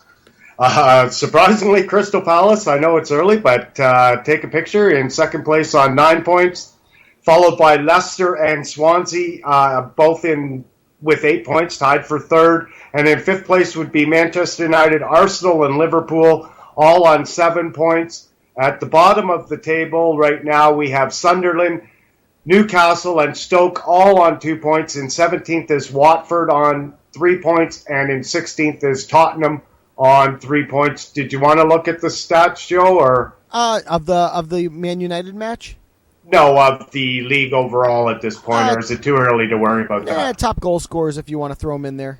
All right, the top goal scorers are Mahrez from Leicester with 4, Gomes with 4, Callum Wilson of Bournemouth with 4, and in 4th place it's Andre Ayew, and then we have a slew of players in 5, so I won't name them all. I'll just name a couple that might be familiar. It's Ross Barkley, Mark Noble, Lukaku, Defoe, company, all on 2 goals. So, yeah, that's the EPL. Unless your name is Gomes or Ayew, you haven't scored for Swansea yet this year. That's true. and unless your name is anybody, you haven't scored against Manchester City this year. That's true. Manchester City still pitching a shutout on the season. Fantastic. So, Rob, you're up. Bundesliga. Yep, that's right. And in Germany, we had another interesting weekend. On Friday, we had we had Wolfsburg 3-0 over Schalke 04. On Saturday, we had Eintracht Frankfurt 4-1 over Stuttgart. Recently promoted Ingolstadt 1-0 over Augsburg. Cologne 2-1 over Hamburg. Mainz 3-0 over Hanover. Darmstadt and Hoffenheim to a 0-0 draw. In our match of the week, it was Bayern Munich and Bayer Leverkusen. We predicted a 1-0 victory for Bayern Munich. The result was a 3-0 victory for Bayern Munich. Goal scorers from this match are... Just give me 1 second to load it up. The goal scorers for Bayern Munich were Thomas Muller with a brace and Iron Robin. On Sunday, we had Borussia Dortmund 3-1 over Hertha Berlin and Werder Bremen 2-1 over Borussia Mönchengladbach. As the table stands, it's Borussia Dortmund in first with 9 points, alongside Bayern Munich with 9 points. In third, Wolfsburg with 7. In fourth, Cologne with 7. In fifth, Mainz with 6. In sixth, Bayer Leverkusen with 6. Wrapping up the bottom of the table, Hanover 96 in the relegation playoff. Stuttgart and Borussia Mönchengladbach in the relegation zone, as we previously mentioned. Top goal scorers, Thomas Muller with 5. Pierre-Emerick Aubameyang with 3. Bastos with 2. And 1, 2, 3, 4, 5, 6, 7, 8 other players with 2. All right. So back to me now for Serie A, correct? Yep. Yes, sir. All right. So on Saturday, Sassuolo 1-0 over Bologna.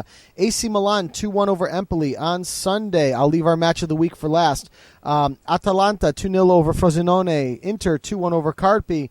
Chievo 4-0 over Lazio. Certainly stumbling to start out the season, getting bounced out of the Champions League, and now something like that happening. Genoa 2-0 over Verona. Napoli and Sampdoria played 2-2 draw. Torino and Fiorentina. Torino 3-1 over Fiorentina. Sorry about that. And Palermo 1-0 over Udinese. In our match of the week, which again I got wrong again, we had Roma at the Stadio Olimpico 2-1 over Juventus. Goals by Miralem Pjanic and Edin Dzeko, followed by a Paulo Dybala goal in consolation for Juventus. Shots on this one, 18-10 in favor of Roma. Roma had 61% of the possession. They were certainly in charge. Many people are pointing at why Roberto Pereira started on the bench and Simone Padoin started in that central midfielder role for them. Many people are feeling that that's a mistake, including myself. They did bring Juan Cuadrado off the bench, and Alvaro Morata did come in off the bench as well. But Juve, 2 matches, 2 losses to start the season, the first time in their history. Certainly something to worry about. Let me ask you this, gentlemen, before I get into the tables real quick. Who's in bigger trouble right now, Chelsea or Juventus? I think Juventus, because they haven't won a game yet. But also, you can't really compare because Juventus have played less games than Chelsea. Okay. Rob, Mike, how about you? I just find it crazy to even be talking like that yet. Exactly. It's way too early, though. I think, okay, so first manager to get sacked, Allegri or Mourinho? Mike? Not this year. Not this year. Okay, fair enough. So let's hit the tables real quick. Chievo, Perfect. Actually, only 2 matches in, but we have 5 perfect teams on the season so far. None of them named Juventus. Chievo, Torino, Inter, Sassuolo, and Palermo. All on. They are perfect, Joe. Just by the way, just you would want them to be perfectly imperfect is what it comes down to. No wins and 2 losses. There you go. Perfect. I just wanted to mention. Yes, please. Johansson scored his first Bundesliga goal for Werder Bremen. I forgot to mention that. Oh, yeah. Okay. So, and I know there's a thread. We talked about 2+2 last week. There's a thread there that Aaron Johansson's going to score 50 goals this year or something like that. So that was probably started by Victor Scarmoza then. Yeah, possibly. Again, 5 teams perfect on the season. Chievo, Torino, Inter, Sassuolo, and Palermo. Sampdoria on 4 points. Roma on 4 points. Fiorentina, AC Milan, Genoa, Atalanta, Udinese, and Lazio all on 3 points. Then we have Napoli and Verona on 1 point each. And then the 5 winless teams at the bottom of the table: Bologna, Empoli, Frosinone, Carpi, and my beloved Juventus, the old lady. So, top goal scorers after 2 matches. Adair for Sampdoria scored 4 goals. Stefan Jovetic for 3 goals. Paloschi for Chievo on 3 goals. Fabio Quagliarella, Baselli, Alonso Birsa, Meggiorini, Muriel, and Sampanara all on 2 goals each. So that will do it. Mike, back to you to bring it back to the States. All right, our game of the week was the DC United versus the New York Red Bulls, and the simulator got this one back on track correct. It predicted 1-0. The final score was 3-0. It was the latest chapter in one of the most storied rivalries of the league. Lloyd Sam opened the scoring in the 33rd minute before Sean Wright-Phillips scored a brace in the 42nd minute, and then again in the 64th minute. Quick look at the stats of this one. Sees that possession was 57% in favor of the Red Bulls, 43% for DC United. The Red Bulls had an amazing 24 shots at net, 8 of them on target. DC United had 9 shots at net, 2 on target. There was, as you expect, a lot of fouls in the game. 10 for the Red Bulls, 15 in total for DC United. Only 2 yellow cards to DC United, no red cards, but it was certainly a drubbing by the New York Red Bulls. And I'm assuming both you watched that game? Yeah, the Red Bull were completely in charge the whole way. Yeah, you could make a case right at this minute. Maybe the Red Bulls are the best team in the MLS. Yeah, no, they're within a couple of points of actually being in first place. Yeah, in the race for the Supporter Shield.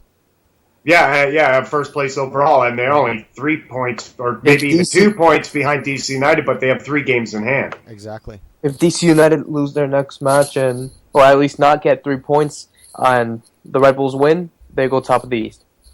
Yeah, right. Yeah, they're 2 points behind with 3 games in hand, the Red Bulls. So a quick look at the rest of the MLS. It started on Wednesday night. It was the Chicago Fire 3-2 over the same New York Red Bulls. Also on Wednesday, it was the Colorado Rapids holding on to their slim playoff chances with a 2-1 win over the fallen Houston Dynamos. And Joe, I believe that was your pick to be the next manager to go in the MLS. Owen Coyle, that's right. On Friday night, we had the San Jose Earthquakes 1-0 over the LA Galaxy. And then we had Saturday's action. It was the Columbus Crew moving into 3rd place in the East with a 2-1 win over New York City FC. Toronto FC beat the Drogba-less Montreal Impact 2-1.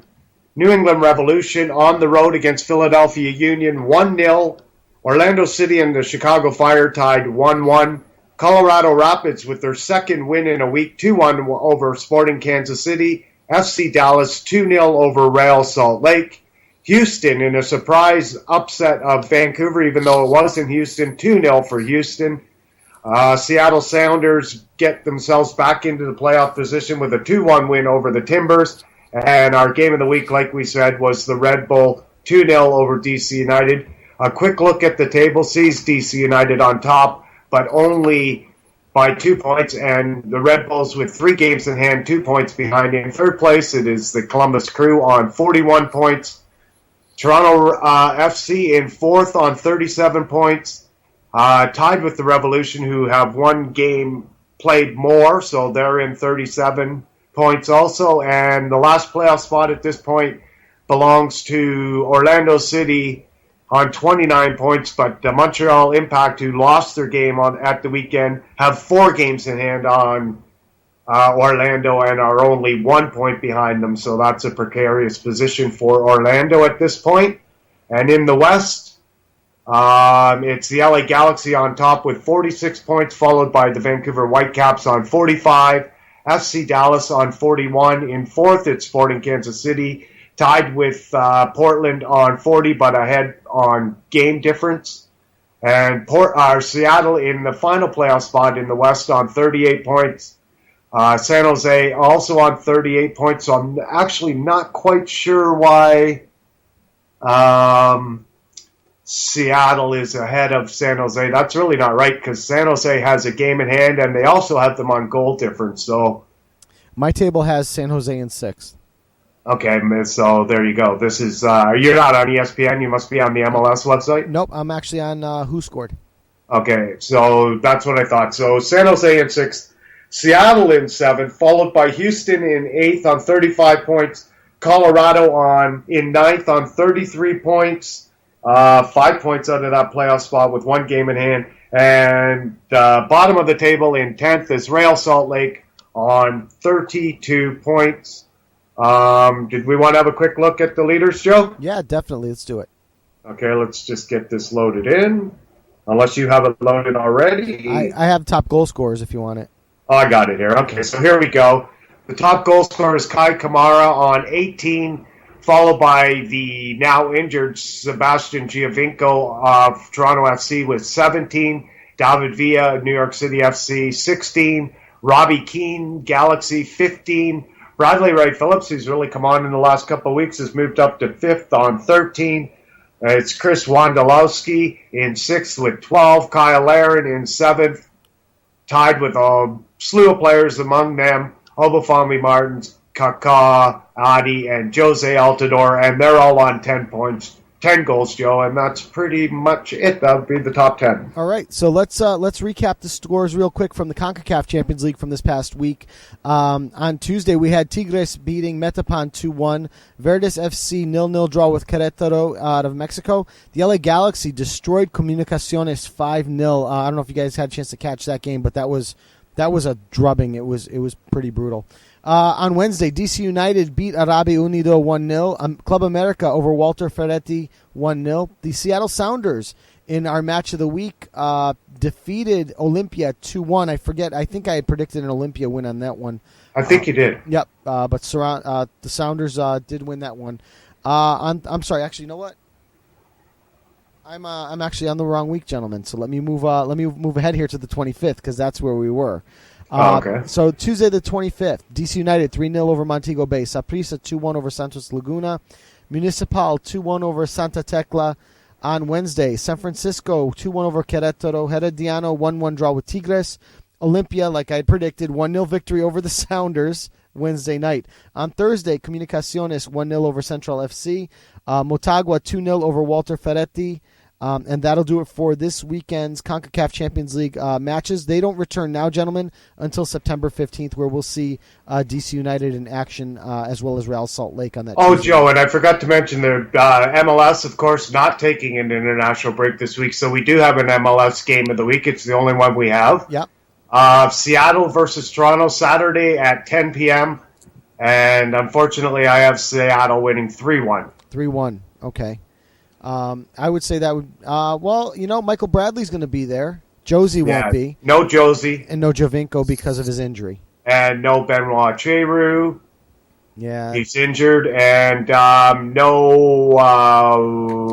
think it's Warren Cravel who is about to get suspended when the MLS brings out their weekly suspensions. Right. So, one more thing, gentlemen. Do you want to do the Europa League groups, which we didn't get to? Do you want to do that tonight, or do you want to save that for another week? Well, when does it start? It starts, looks like September 17th. Yeah, so let's do that one next week then. All right, well, no, next week is a different show. Next week... okay, well, the week after. It'll still be before it starts, right? It'll still be live. It'll be the week. Yeah, so that'd be perfect then. All right, so let's do it for the week after. So let's do the trivia question quickly. Let's right. recap the trivia question and see how many of these Rob and I got, and then I am curious to see how many you guys got. So there are 6 players who have been named into 3 different European Championship sides for England, squads for England. Mm-hmm. Name them. Rob, can I throw one name out? Go for it. John Terry? No. God, are you kidding me? The guy's older than dirt. Unless this list is wrong, he's not on there. Okay. Want me to try? Yeah, go ahead. Steven Gerrard? Yes. Okay. No, I didn't write him down. All right. Frank Lampard? Frank Lampard I've written down. No. No. Paul Scholes. Paul Scholes? No. Gary Neville? Yes. Okay. Ryan Giggs? He's not English. He's not English. Yeah, he's Welsh. Oh, that's right. Damn it. Wayne Ashley Rooney? Cole? Sorry? Ashley Cole? Ashley Cole. No. Wayne Rooney? No. No. How many do we have? I lost count. How many? We have 2. You have Gary Neville, Steven Gerrard. Michael Owen? No. David Seaman? No. Alan Shearer? Yes. Okay. David Beckham? No. Jesus. Have I gotten one? No. That's what I thought. Oh. Gary Lineker? No. He's probably a little too early for when that really started to Disney. I'm not sure how old Gary is. Saul Campbell? Right here. Saul Yes. Campbell. Okay. Saul Campbell's yes? That's Yeah. 4? That's 4. I'm tapped out. You can do one more, right? No, 2 more. 2 more. 2 more. One of the names you already said had a brother that was also. Phil Neville? Yep. Gary Neville? Phil, he already said Gary, and I Phil's said the other one. Yep, okay. that's 5. So one more. This would be the hard one that I said was a little bit further. Not like out of time back, but, a bit further back than the rest of these guys. Bobby Charlton? No, not that far back. Too far back. Actually, maybe he's not as... He might be like Alan Shearer far back. I believe Adams? there Tony you go. Adams? Yes. I got him. Tony Adams. So we finally got them all. Yeah. Want to give us the full list now that we've guessed 100? Okay, so the full list was Gary Neville, Phil Neville, Tony Adams, Steven Gerrard, Alan Shearer, and Saul Campbell. Wow. And we're wrong again this week. Fantastic. Actually, no. You got him. You had a bunch of other names, but you did get there. That's what matters. Well, gentlemen, in this shortened show... However, wait. Yes?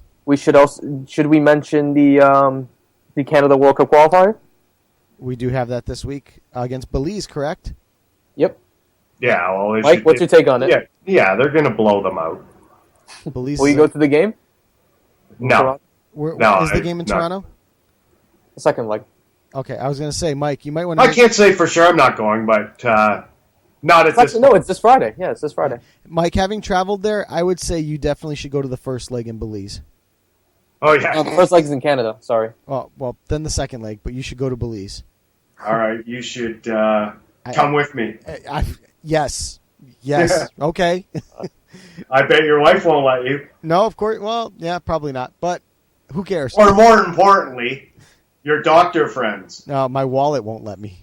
Yeah, that's kind of my problem too. So, yeah. But I could still play poker there, I guess. That's true. So, all right, gentlemen. Without any further ado, like I said, this is the shortened version of the show, and for those listening, before I hit the closing music, just like to know your thoughts. So, if you guys want to message either myself, Mike, or Rob, or the Low Limit Football Twitter handle, and just let us know what you think. If you like the shortened version a little bit better, if you're happier with the 3-hour version. We kind of went a little long with Ata on the interview, but that is kind of the idea, is to kind of shorten things up and give you a little bit more of a compact version, so we're not keeping you here for 3 hours. Again, we experimented with it tonight. Next week is a totally different creature, and we're going to still play around with it for the following week. So without further ado, the closing music to the show, which Thanks for listening, guys. Will not change. So, again, coming up next week, ladies and gentlemen, it is our 2-year anniversary show. So we have a big show planned for you. We're going big guests and lots of them. So joining us next week on Low Limit Football, Sid Lowe, Gabriel Marcotti, Jonathan Johnson, Nima Tavale, and we are still working on about 3 or 4 more guests. So going to be a fantastic show. Also, one other thing, guys, tonight, we are 4 Twitter followers short of 400. So for those of you guys that listen to the show, if you like us, help us get 400 before we have our 2-year anniversary. So for episode 87 of Low Limit Football, I'm Joe Usello. I'm Roberto Rojas. And I'm Mike Orr. Thanks for listening for the past 2 years, and good night. Thanks everyone.